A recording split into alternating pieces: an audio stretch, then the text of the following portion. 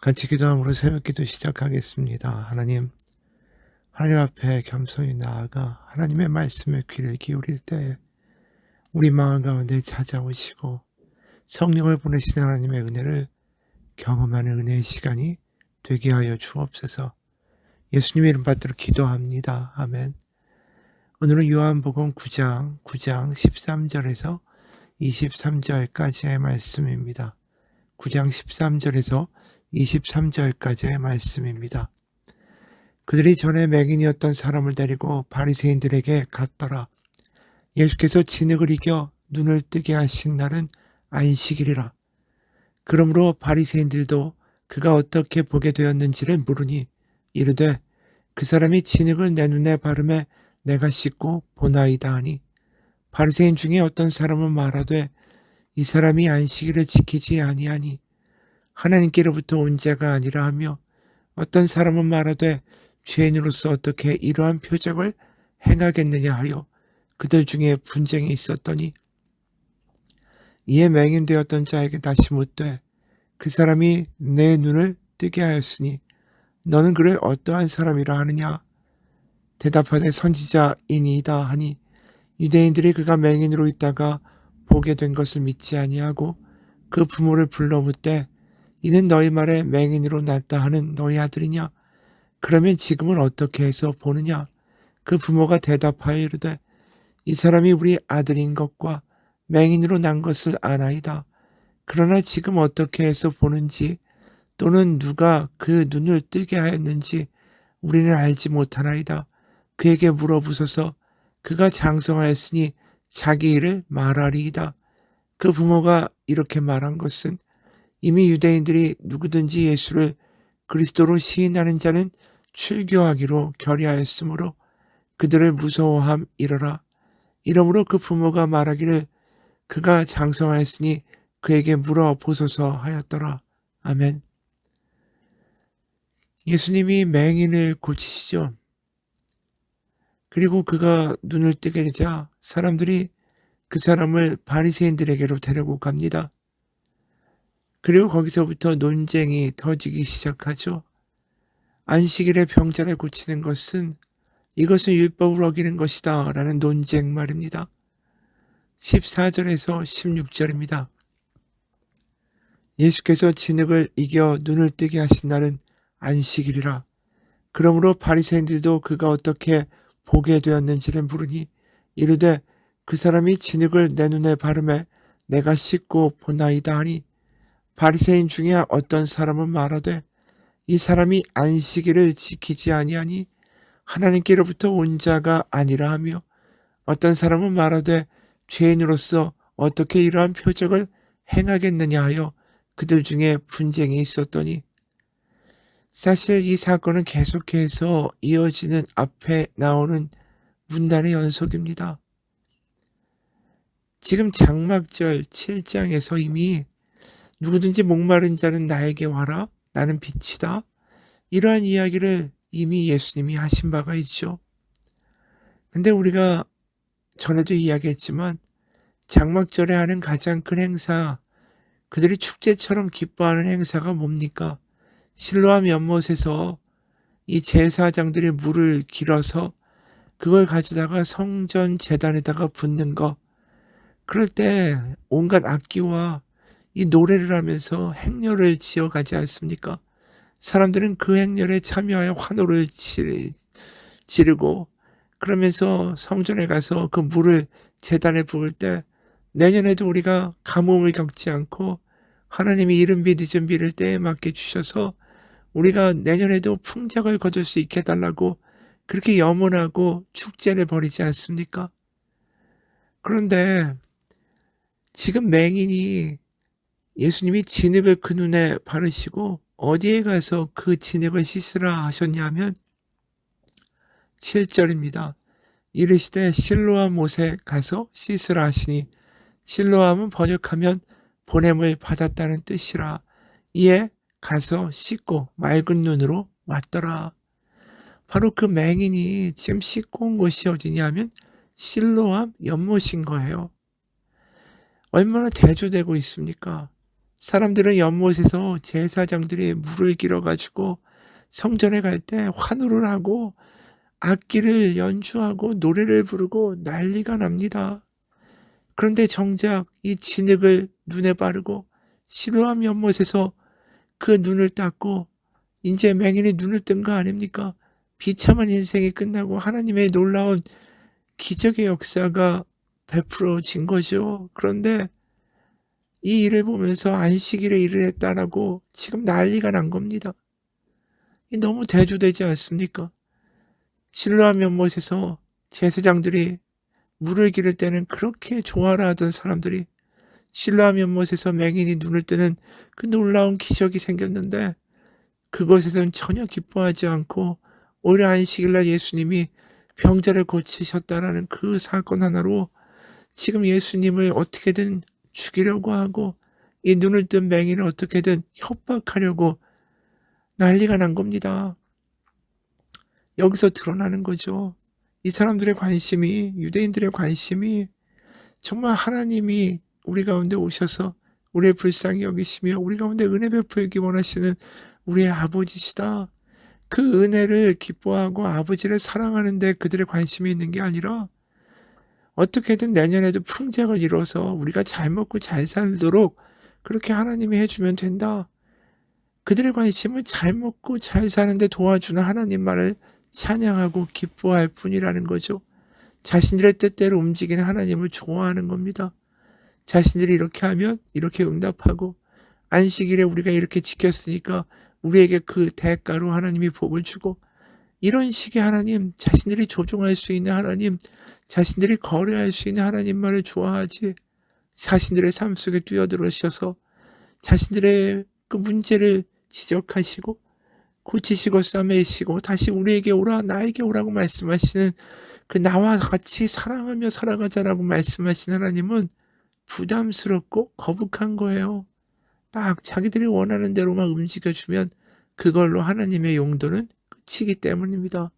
그걸로 하나님은 그들에게 모든 필요가 딱 채워지는 거죠. 그 이상은 부담스러운 거예요. 사랑합시다. 싫어요. 나하고 친밀해지자. 거북합니다. 그러다 보니까 지금 안식일에 예수님이 이 맹인을 고치신 것을 지금 난리가 난 거죠. 사실 실로암 연못에 가서 이 사람이 씻을 때 이미 말한 대로 맹인과 관련된 말씀을 이미 하신 적이 있잖아요. 7장 12절에 예수께서 또 말씀하여 이르시되 나는 세상의 빛이니 나를 따르는 자는 어둠에 다니지 아니하고 생명의 빛을 얻으리라. 이 맹인이니까 빛을 못 보니까 유대인들이 지금 보아도 보지 못하고 들어도 듣지 못하니까 실질적으로 맹인의 눈을 이렇게 열어주셔서 이 맹인보다 너희가 더 맹인이다. 지금 너희가 눈을 떠야 돼. 내가 빛이고 내가 생수인데 너희는 엉뚱한 데 가서 생수를 달라고 하고 엉뚱한 데서 빛을 찾고 있는 거 아니니? 너희가 맹인이야. 이 이야기를 지금 직접적으로 보여주시는 사건이 이 맹인의 치유 사건이라는 것입니다. 하지만 바리새인들이 무섭죠. 그 부모도 이 아들이 눈을 뜬 것이 안식일에 누군가 고쳐서 눈을 뜬 것이 지금 바리새인들이 물을 때 대답하는 게 공경에 빠질 정도로 어려운 질문인 겁니다. 이 부모를 데려다가 묻죠. 19절 20절 아들하고는 말이 안 통하니까 바리새인들이 이 사람이 날 때부터 눈먼 사람이었다는 당신의 아들이요. 그런데 지금 어떻게 보게 되었소? 부모가 대답하였다. 이 아이가 우리 아들이라는 것과 날 때부터 눈먼 사람이었다는 것은 우리가 압니다. 21절에 그런데 우리는 그가 지금 어떻게 보게 되었는지도 모르고 또 누가 그 눈을 뜨게 하였는지도 모릅니다. 다 큰 사람이니 그에게 물어보십시오. 그가 자기 일을 이야기할 것입니다. 왜냐하면 이걸 확인을 시켜주는 순간에 자기도 바리새인들의 눈밖에 나는 거고 그러면 출교를 당할 수가 있으니까 두려운 거죠. 그래서 22절에 이렇게 말합니다. 그 부모가 이렇게 말한 것은 이미 유대인들이 누구든지 예수를 그리스도로 시인하는 자는 출교하기로 결의하였으므로 그들을 무서워함이러라. 출교 당할까 봐 제대로 말도 못해요. 아들인데도 이 아들이 이 눈먼 늘었다는 걸 아는데 내가 이 어떻게 보게 되는지 잘 모르니까 아들한테 물어보라고. 출교를 당하면 완전히 이웃하고도 교제가 끊어져요. 더 이상 유대인에서 유대인이 아니라 이방인 취급을 받는 거예요. 그럼 성전에도 못 가죠. 이방인이 되니까 다른 사람들이 아는 척도 안 하죠. 같이 밥을 먹을 수도 없고 대화도 할 수도 없고 완전히 왕따가 되고 사회적으로 매장되는 거예요. 죽임을 당하는 거죠. 그러니까 무서워한 거예요. 이 상황에서 인제 맹인인 자에게 묻죠. 그 사람이 네 눈을 뜨게 하였으니 너는 그를 어떠한 사람이라 하느냐. 그러니까 대답하되 선지자니이다라고 대답을 합니다. 예수님을 선지자라고 당당히 단언을 하죠. 이 말은 예수님을 그리스도로 시인하는 것입니다. 그리고 나중에 이런 말까지 하죠. 27절에 당신들도 그의 제자가 되려 하나이까. 자신은 예수님의 제자라고 이미 말하는 거죠. 이 사람에게는 자신에게 아무런 소망이 없는데 그 누구도 자기를 이스나마나한 사람 취급하고 거의 존재에 대해서 무시하고 사는데 부정하다고 저주받았다고 아는 체도 안 하는데 하나님의 아들이 오셔서 나를 만져주시고 내가 아브라함의 후손이고 하나님의 자녀라는 것을 알려주신 게 이 놀라운 기쁨과 복음인 거죠. 더 이상 세상의 말과 미혹과 바리새인들의 이야기가 두렵지가 않습니다. 여러분, 우리에게도 이러한 담대함과 확신과 기쁨이 있습니까? 사마리아 여인도 똑같지 않아요? 멸시와 조롱당하다가 이제 당당하게 세상에 나아가서 와보라라고 이야기하지 않습니까? 맹인도 마찬가지예요. 세상에서 무시당하고 조롱당하던 그가 바리새인 앞에서 당신도 그의 제자가 되겠습니까? 이렇게 말하고 있는 거 아닙니까? 여러분, 그런 기쁨과 감사가 우리 가운데 있습니까? 우리가 정말로 감격하고 은혜를 간직하고 있다면 그 증거는 분명해요. 바깥으로 드러날 수밖에 없다는 거죠. 지금 이 맹인도 드러나고 사마리아 여인도 드러나는 거예요. 감격이 어떻게 내 안에만 머물러 있을 수 있겠어요? 와보라라고 이야기하고 주변에 이야기할 수밖에 없는 거 아닙니까? 우리가 자녀가 사법고시에 합격을 했어요. 그리고 의대에 합격했어요. 그럼 좋다라고 주변에 다 떠들고 다닐 거 아니에요? 우리 아들이 이번에 사법고시에 붙었어. 우리 아들이 의대에 들어갔어. 그런데 우리가 하나님을 믿고 알게 된 게 그것보다도 못한 소식입니까? 하나님이 내 아버지가 되시고 천지를 창조하신 분이 살아계시고 나를 아시고 나에게 찾아오시고 나를 아신다는 그 기쁨이 정말 주변에 퍼져나갈 정도로 나에게 감격이 되지 못하고 있습니까? 여러분, 하나님 우리에게 요구하시는 것은 무엇을 해라고 말씀하시는 것도 아니고 무슨 자격이 될 정도로 뭘 해야 네가 나에게 받아들여질 수 있다라고 말씀하시는 게 아니라 네가 나의 자녀가 된 그 기쁨과 감격을 주변 가운데 알리라라고 말씀하실 뿐이에요. 무슨 물건을 팔라고 하시는 게 아니잖아요. 네가 느끼는 그 기쁨과 감격을 주변 가운데 알리고 전염시키라고. 그게 하나님의 나라가 전파되는 방법이에요.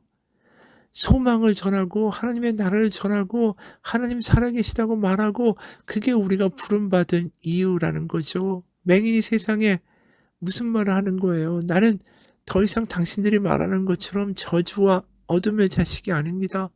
나는 소망의 자식이고 하나님의 자녀입니다. 전 구제불능이 아니라 하나님이 받아주신 자입니다. 이게 그 사람이 외치는 기쁨의 소식이에요. 여러분, 바리새인을 보세요. 바리새인은 기쁨이 없어요. 하나님이 이렇게 나 같은 사람에게 아버지가 되시고 나의 소망이 되어주신다라는 감격이 그들에게는 없어요. 왜 그럴까요? 그들이 오랜 신앙생활을 하면서 내가 다 이런 거 했으니까 하나님은 당연히 나에 대해서 빚진 분이라는 생각을 갖고 있는 거죠. 우리가 교회 오래 다니면 다닐수록 하나님 나 사랑한다는 이야기는 많이 듣지만 감격이 없어요. 왜 그럴까? 너무 당연하게 여기니까. 난 이렇게 열심히 신앙생활했고 주일도 빠지지 않았고 난 헌금 생활도 잘했고 그러니까 하나님은 날 사랑하시겠지. 이 거래적인 생각을 당연히 하고 있다고요. 내가 장로고 권사고 집사니까 하나님이 나를 사랑하시겠지. 아닙니다. 이 맹인처럼 사마리아 여인처럼 하나님이 나를 찾아오셔서 나를 자녀 삼아 주셨다라는 것 자체가 감격이 될 수 있는 믿음이 필요한 거예요. 당연한 게 아니라는 거죠. 어느 목사님이 이런 시를 썼습니다. 주님을 향해 걸어가는 여정 속에서 우리의 신앙이 자라나게 원합니다. 누군가 영성과 믿음에 가장 해로운 것이 내게 주어진 것을 당연히 여기는 것이라고 한 말이 생각납니다. 우리가 살아가면서 받는 여러 모양의 대접을 당연한 듯이 여기지 않게 하옵소서. 의식적으로나 무의식적으로나 내가 그런 대접을 받을 만하다고 마땅하다고 여기지 않게 하옵소서. 관계가 일방적으로 흘러가면 결국은 양쪽이 다 망가진다라는 것을 명심하게 하옵소서. 주님, 제가 먼저 인사하고 제가 먼저 대접하게 하시고 무시당하는 자리에도 제가 들어가게 하시고, 그래서 그런 날이면 내가 인사받고 대접받는 자리에 젖어들지 않게 하나님이 나를 경고하시는구나 라고 깨닫고 오히려 감사의 기도를 올리게 하옵소서. 여러분, 내가 하나님의 사랑을 받는 게 당연한 게 아닙니다. 내가 나를 보세요. 나도 나를 못 믿고 내가 결단하고 뭐 안 하겠다고 하지만 며칠 지나면 또 그 자리에 가 있고 또 화 안 내고 화목하게 살고 자녀와 아내와 남편과 부모님에게 잘하겠다고 하지만 또다시 내가 아프면 짜증내고 있고 화내고 있는 부족한 사람들 아닙니까? 내가 나를 봐도 내가 사랑하기가 힘든데 나를 끝까지 사랑하신다. 그것은 당연한 게 아닙니다. 은혜입니다. 여러분, 믿음의 가장 해로운 것이 모든 걸 당연하게 여기는 태도입니다. 우리 가운데 다시 맹인처럼 사마리아인처럼 기쁨이 회복되는 하루가 되기를 주님의 이름으로 축원합니다. 같이 기도하겠습니다. 하나님, 하나님의 은혜가 당연히 여겨지지 않기 원합니다. 내가 어떠한 존재인데 나를 그래도 끝까지 사랑하시고 나에게 성령을 보내시고 누군가를 보내시는 계속해서 나의 문을 두드리신 하나님의 은혜를 다시 한번 경험하고 감격하고 은혜를 은혜되게 하는 삶을 살게 하옵소서. 예수님 이름 받들어 기도합니다. 아멘.